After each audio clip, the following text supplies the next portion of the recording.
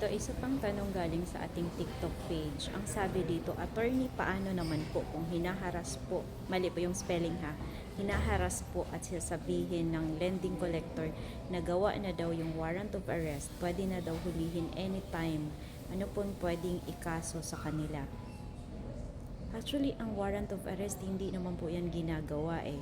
Meron mo nang i-file ng kaso laban sa inyo, isasabi na kayo para mag-appear kayo doon sa prosecutor's office para pakinggan ang side ninyo, at kung makikita ng prosecutor na may probable cause or may certainty of conviction, pwede po kayong isyuhan ng warrant of arrest.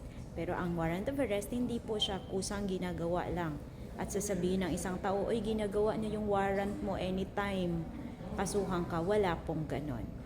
Okay? At be aware, marami pong nang loloko sa ganun ha. Oy, may warrant ka na, or nagde-text sa'yo, may warrant ka na pag hindi ka nagbayad.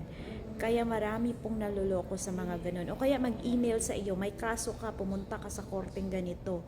O kaya mag-message sa'yo, may kaso ka, pag hindi ka magbayad, itutuloy ko to. Pag magbayad ka, i-withdraw ko. Huwag kayong maniwala sa ganun. Dapat galing sa korte ang notice. For the warrant of arrest, nasa pulis dapat yun, hinahanap ka. Pero dumaan ang proseso. Hindi agad-agad na nandyan na. Okay?